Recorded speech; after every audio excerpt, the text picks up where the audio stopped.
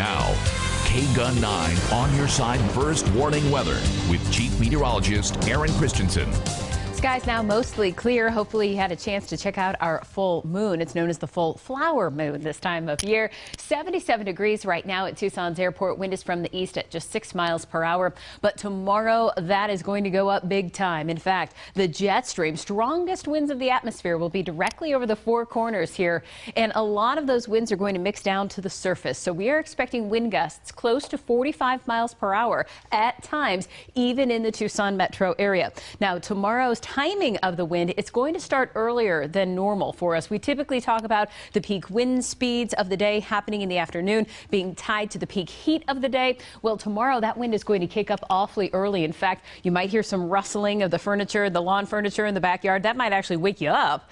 And 7 a.m. to 3 p.m., that is when this wind advisory is in effect. So typically where we would say, hey, if you have to travel up I-10, say to Phoenix, earlier in the day, the better. Not necessarily the case tomorrow unless you can do so before 7 a.m., say leave at 5.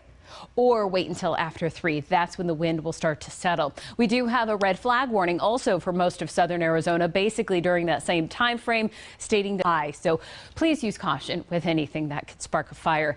And tomorrow's wind gusts from the east-southeast up to 45 miles per hour at times, even in the Tucson. 81 for Benson as well as Douglas and 76 for Bisbee. So we look ahead to monsoon. A lot of folks are saying, hey, do we have any indication of what our monsoon will bring us? Well, until now, there was no large-scale weather pattern setting up shop to sort of give us an indication.